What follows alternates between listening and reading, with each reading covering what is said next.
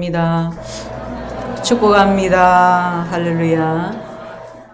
오늘은 종료주일입니다. 우리 큰 소리로 다시 한번 호산나 해봅시다. 호산나, 한 번 더. 호산나. 호산나는 우리를 구원하소서 하는 뜻입니다. 오늘 이 종료주일에 우리 모두 주님을 깊이 만나는 은혜가 임하시기를 기원드립니다. 종료주일이란 주님이 공생의 마지막 한 주일을 보내시기 위해서 예루살렘 성으로 들어가실 때 수많은 군중들이 호산나 외치고 또 종려나무 가지를 흔들면서 주님을 맞이했다 해서 붙여진 이름입니다. 종려나무는 야자과에 속해 있는데 제주도 가면 많이 있고요. 또 이제 남부 지역, 따뜻한 지역에 간혹 보입니다. 부채살같이 잎이 쫙쫙 뻗어 있는.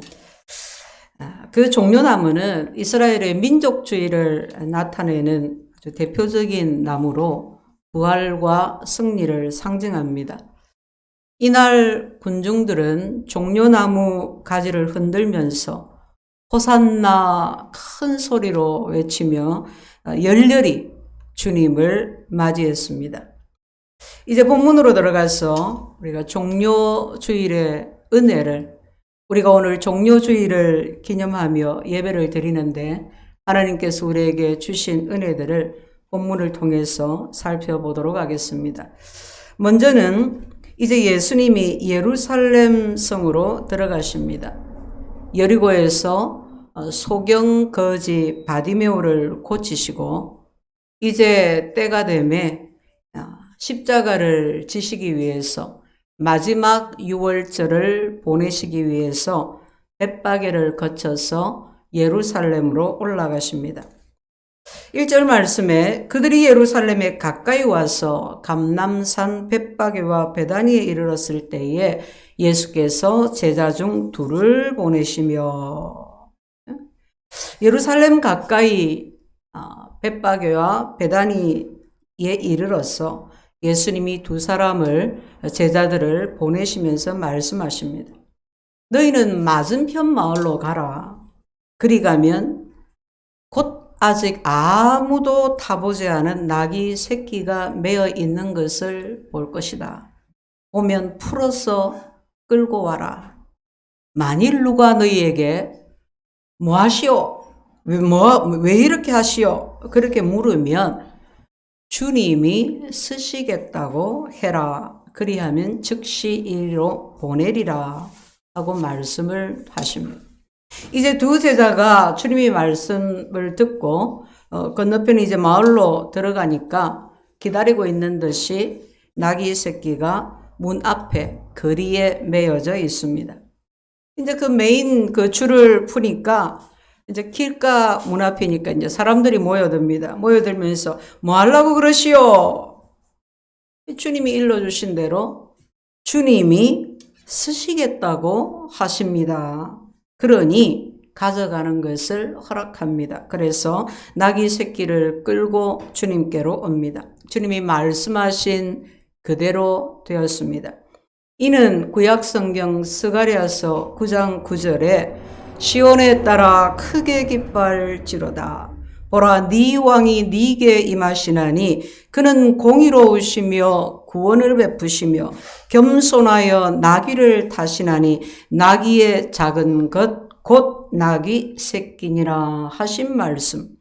장차 올 메시아가 공의와 겸손으로 사랑과 섬김으로 오시는 것을 예언하신 그 말씀을 문자 그대로 나귀 새끼를 타고 예루살렘에 오시는 그 예언이 성취되는 순간이기도 합니다. 여기 벳바게는 작은 마을입니다. 감람산 정산에서 베다니 쪽으로 걸어서 10분 거리에 있는데 현재 이 벳바게 마을에 종료주일 기념교회가 세워져 있습니다. 그리고 이 기념교회 안에 종료주일에 예수님이 나귀 새끼를 타고 예루살렘에 들어가신 그 시작 지점을 알리는 기념돌이 있다고 합니다. 우리 주님이 이 땅에 오시고 사시고 사역하시고 머무르시고 지나가시고 한 이 모든 것이 역사적인 사실임을 말해주는 것입니다. 오늘 우리가 종료주일을 기념합니다. 종료주일은 예수님의 고난을 묵상하는 기간 사순절 그 40일 중에 마지막 주일이고 고난주간의 시작일이기도 합니다. 주님은 고난받으러 이 세상에 오셨습니다. 주님은 고난받으시고 죽으시려고 이 세상에 오셨습니다. 주님이 십자가 고난을, 십자가 죽음을 받으시려 예루살렘 성으로 들어가시는 그날, 다시 말하면 우리를 위해서, 나를 구원하기 위해서 고난을 향해, 죽음을 향해 나아가시는 그날, 종료주일은 바로 우리를 위해서, 나를 위해서 있어야 하는 날입니다. 주님의 모든 날, 주님의 모든 시간은 다 나를 위한, 우리를 위한 것이었습니다.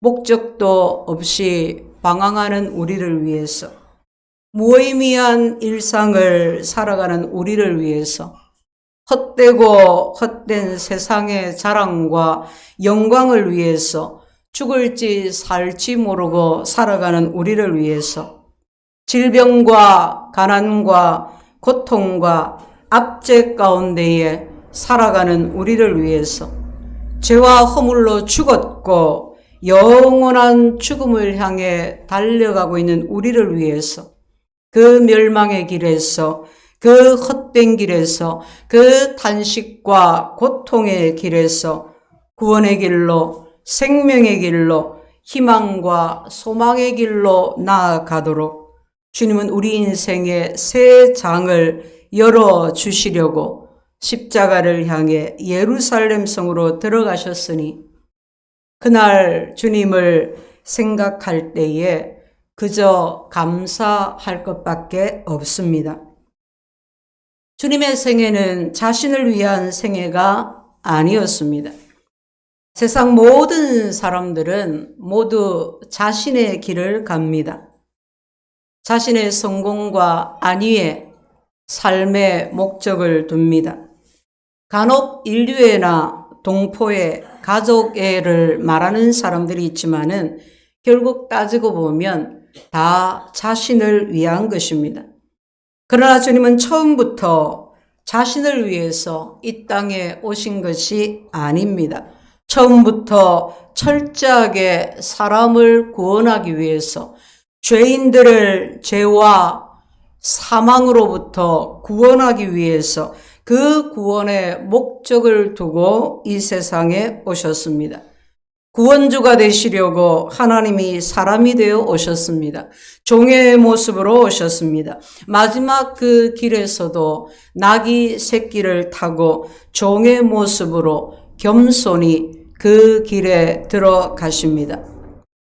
종료주일은 주님이 이 세상에 오신 목적을 향한 마지막 순간, 절정을 향해 가는 시작점이었습니다.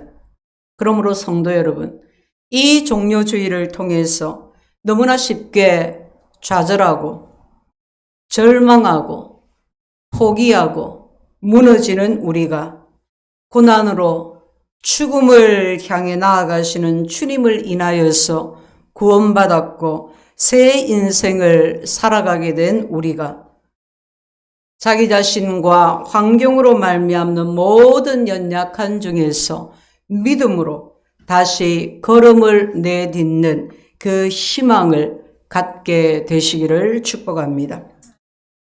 두 번째는 주님이 나귀 새끼를 타셨습니다. 주님은 화려하고 위용이 있는 그런 준마가 아니라 그런 일상마,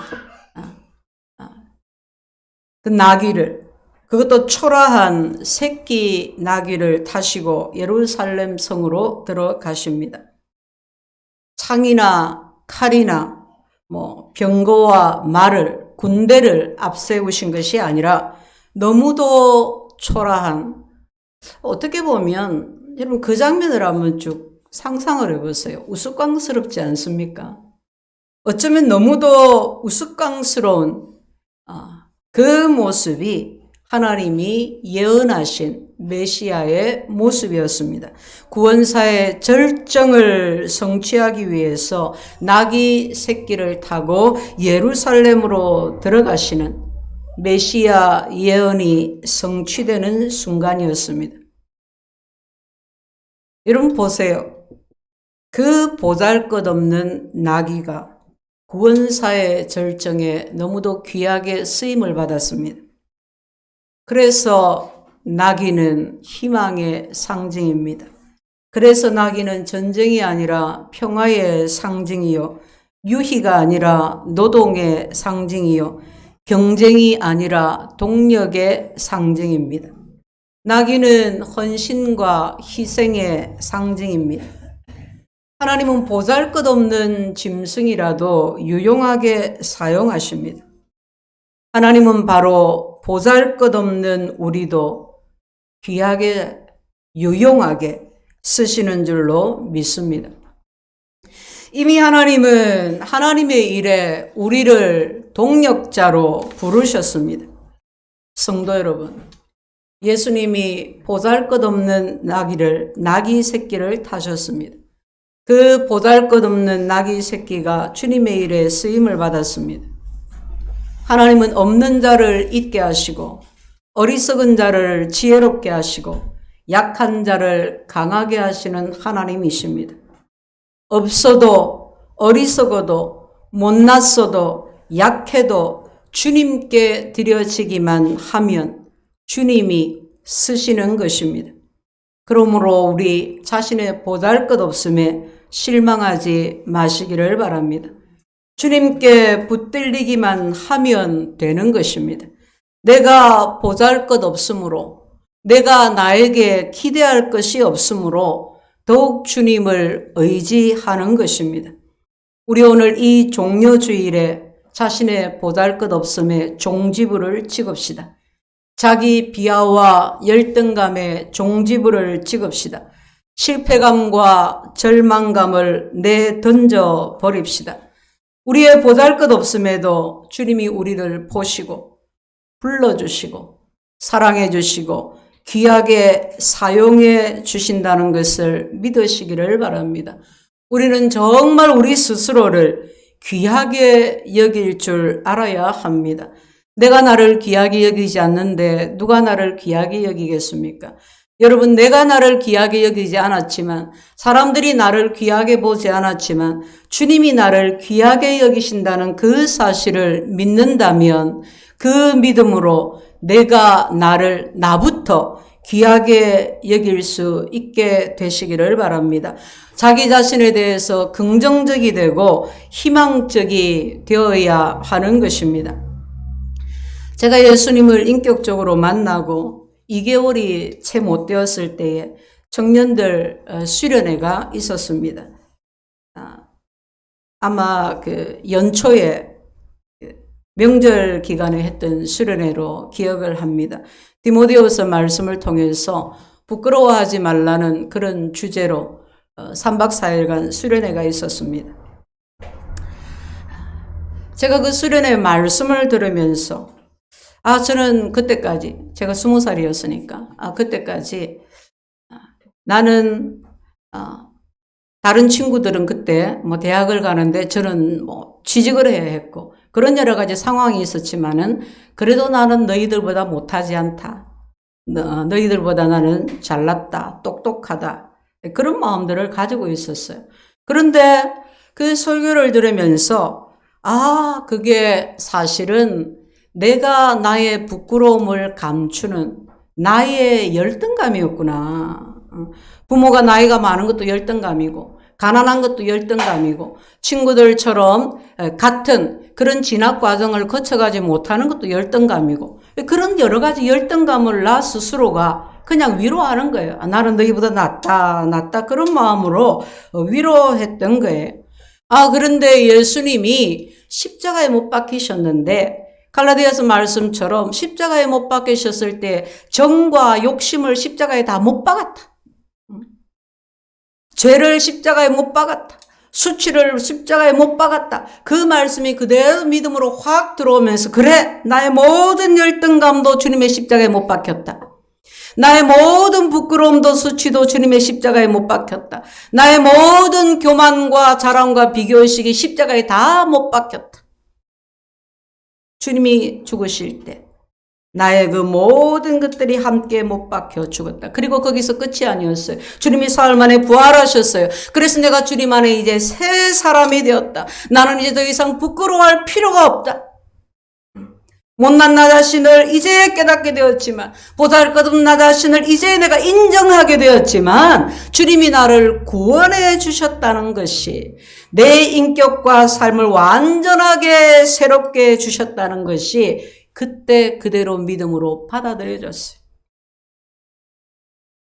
그래서 비교의식이, 숨겨진 열등감이, 부끄러움이 단번에 완전히 사라진 것은 아니지만 그럴 때마다 이미 이루어 주신, 나를 새롭게 하신 그 주님을 바라보면서 내가 나 자신을 보게 되고 다른 사람을 그렇게 보게 되었어요. 주님이 십자가에 못 박히심으로 저의 모든 죄가 못 박혔다. 저의 모든 연약감이 못 박혔다. 나만이 아니라 그를 위해서.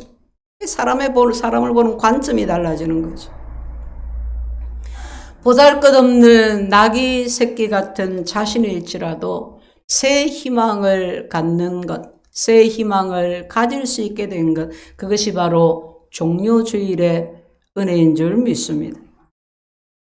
오늘 본문에 보니 등장하는 사람들이 있습니다. 어떤 사람들이 등장했냐면, 첫째는 나귀 새끼를 드린 사람이 있었어요. 이름 모를 어떤 사람이 자기 소유의 나귀 새끼를 내어주었습니다. 제자들이 마을에 들어가서 보니 나귀 새끼가 매어 있었어요. 매인 줄을 보니까 뭐하시오? 우리 주님이 쓰신대요. 두말 않고 나귀 주인이 그 나귀를 내어줍니다. 여러분, 작은 동네라도 사람들이 살고 있었고 나귀도 나귀 새끼도 집집마다 있었을 겁니다. 그런데 여기 이름도 드러나지 않은, 밝혀지지 않은 이 사람이 자기 나귀 새끼를 바쳤습니다. 익명의 성도가 드린 귀한 예물, 거룩하게 구별된 성물이었습니다. 그가 재산이 많았는지 아니면 그것이 그의 전부였는지 그의 형편과 사정은 알 수가 없습니다. 다만 주님이 쓰시겠다 하니 기꺼이 자신의 소유를 바쳤습니다.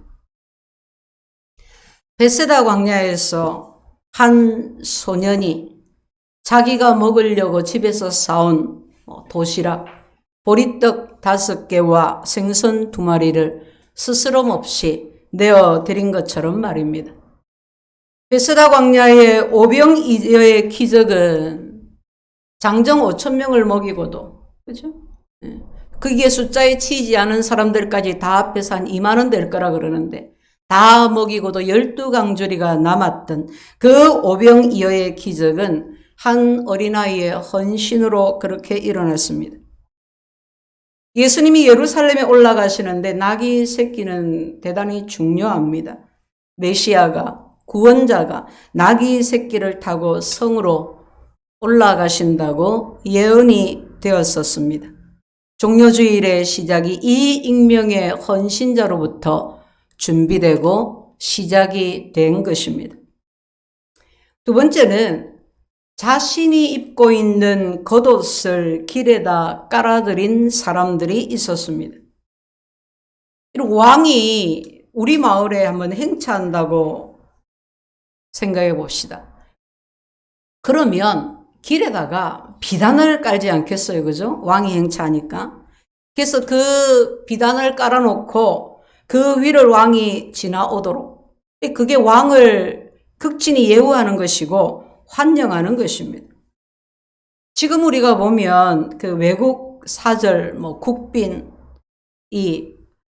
우리나라나 또 우리나라 대통령이 다른 나라를 이렇게 방문할 때 보면 공항에서부터 카펫을 다 깔아놨어요, 그죠? 보통 빨간 카펫을 깔아놔요. 그것만 깔아놓은 게 아닙니다. 군악대가 등장을 합니다. 그죠? 빵빠레를 막 붑니다. 그렇게 환영하는 예식을 행합니다.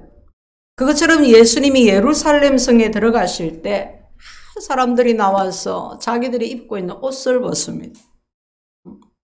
그 옷을 길바닥에 깔아서 주님이 그 옷을 밟고 지나가시도록 그렇게 주님을 환영하고 환대한 것입니다. 그럼 사람이 생활을 하는데 가장 기본이 되는 것이 의식주, 그죠? 의식주. 이 의복, 여러분 이 입는 것이 중요합니다. 의복은 외부로부터 자기 몸을 보호하는 역할을 하기도 하고 사회생활을 하는 데 있어서 또 예절을 지키는 데 필요하기도 하고 또 옷이 날개라는 말도 있지 않습니까? 옷은 자신을 나타내는 신분을 나타내는 재력을 나타내는 그런 주요 수단이 되기도 합니다. 그런데 그 옷을 여러분 당시 옷이 재산이었어요. 옷이 재산이기도 했던 그 당시에 자기가 입고 있던 옷을 벗어서 길바닥에 깔았습니다. 그리고 그 옷 위를 밟고 지나도록 한다는 것은 정말 대단한 헌신이 아닐 수가 없습니다. 지금 나에게 있는 최고의 것, 지금 내가 할 수 있는 것, 나의 가장 귀한 것, 겉옷은 안에 옷 잘 입고 겉에 자켓 걸친 그 겉옷이 아닙니다. 여기서 말하는 겉옷은 그냥 입은 옷이에요.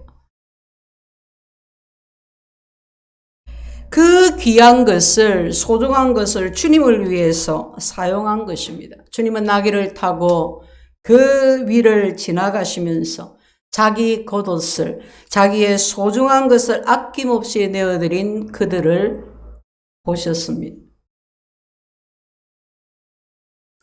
또 여기에 등장하는 사람들 보면 종려나무 가지를 꺾어서 그 가지를 막 흔들면서 환호하는 그런 군중들이 있었고 호산나 찬송하면서 주님을 따랐던 주님과 동행했던 무리도 있었습니다.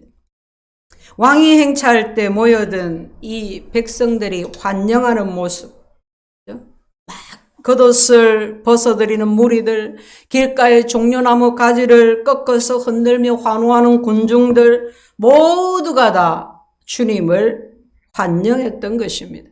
호산나 주의 이름으로 오시는 이여 찬송하리로다 호산나 큰 소리로 환영했습니다. 기뻐하면서 우리 왕이 오신다, 겸손한 왕이 어린 나귀를 타고 오신다, 그렇게 막 환영했습니다.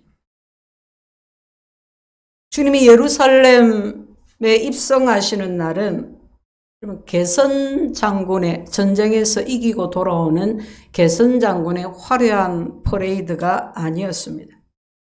계급에 따라 쫙 신하들이 도열해 있고 또 화려한 붉은 카페트가 막 깔리고 빵빠레가 울려 퍼지고 그런 위엄 있고 위용 있는 그런 화려한 그런 행진이 아니었습니다. 그저 여기저기서 나온 사람들, 무리들 막 북적거리고 소란스럽고 그런 환영의 날이었습니다.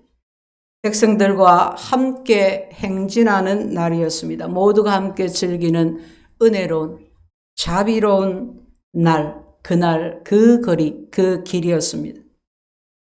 사람들은 누구나 종려나무 가지를 꺾어 들고 소리 지를 수 있었습니다. 사람들은 누구나 자기 겉옷을 벗어서 길에 깔아 나귀가 그 옷들을 밟고 지나갈 수가 있었습니다. 사람들은 누구나 그 행진을 따라갈 수가 있었습니다. 그곳에 어느 한 사람도 배제되거나 소외되지 않았습니다. 누구나 다 함께 공평무사한 메시아의 대열이었습니다. 신분 계급이 엄격한 시대에 남녀노소가 엄격하게 구별되는 그 시대에 인종과 민족이 엄격한 그 시대에 시대를 뛰어넘는 하나됨, 종료주일은 그래서 희망입니다. 오늘 우리가 종료주일에 모든 신분을 철폐하고 누구나 함께 그 길을 갈 수 있게 하신 것을 보면서 희망을 갖게 되는 것입니다. 오늘날 만인이 평등하다고 하지 않습니까? 그런데 실상 우리가 살아가는 세상은 그렇게 평등하지 않습니다. 평등하지 않은 사회에서 고통당하며 살아갑니다. 평등하지 않은 세상에서 고통당하며 살아가는 모든 사람들이 희망을 가질 수가 있습니다. 누구나 함께 천국의 길을 갈 수가 있습니다. 누구든지 예수가 그리스도이신 것을 믿으면 누구나 천국을 하나님이 허락하셨습니다. 누구나 다 함께 은혜 받고 함께 축복의 길을 갈 수가 있습니다. 하나님 앞에서 형통의 길을, 최선의 길을, 최고의 길을 갈 수가 있습니다. 예수님이 바로 희망이십니다. 예수님이 우리에게 희망을 보이신 것입니다. 예수님이 우리에게 희망을 주시려 그 길을 가신 것입니다. 할렐루야. 우리 모두 주님을 환영하고 주님께 내어드리고 주님의 길을 함께 가는 자들이 다 되시기를 축복합니다. 사랑하는 성도 여러분, 오늘 종료주일에 우리 모두 호산나 주님을 찬송할 수 있기를 바랍니다. 기뻐하고 즐거워하면서 큰 소리로 찬송할 수 있기를 바랍니다.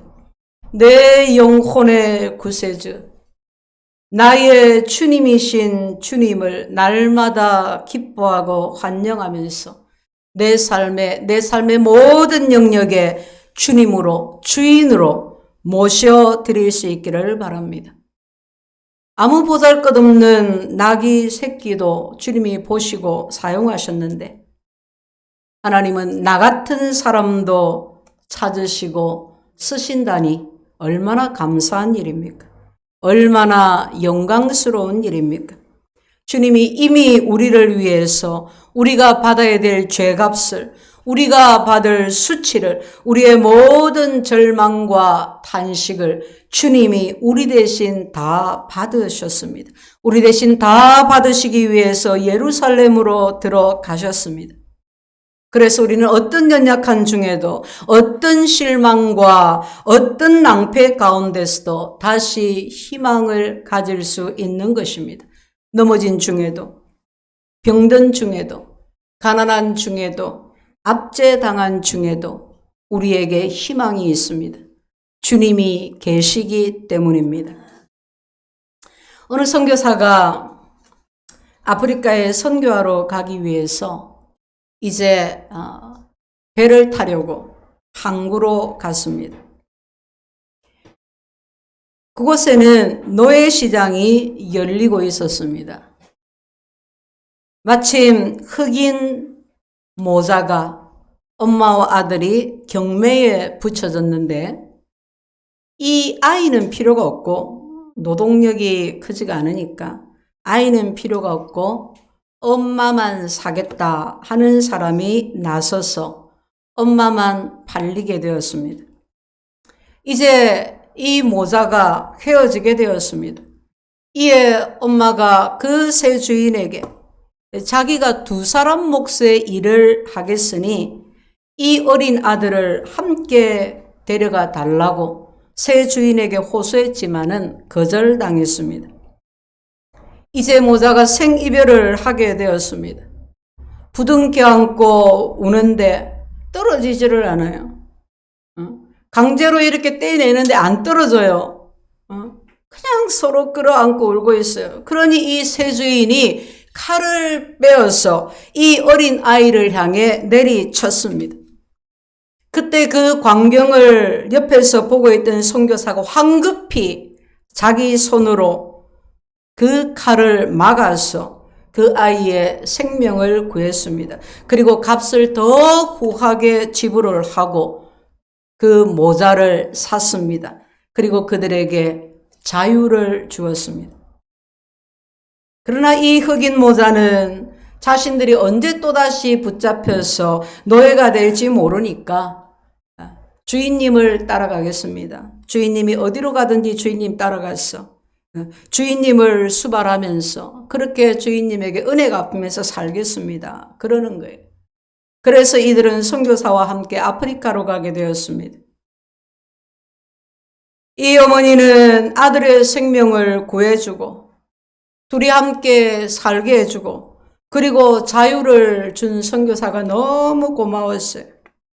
그래서 아들과 함께 선교사의 손발이 되어서 아프리카에 복음을 전하는 일에 아프리카인들을 섬기는 일에 조력했습니다.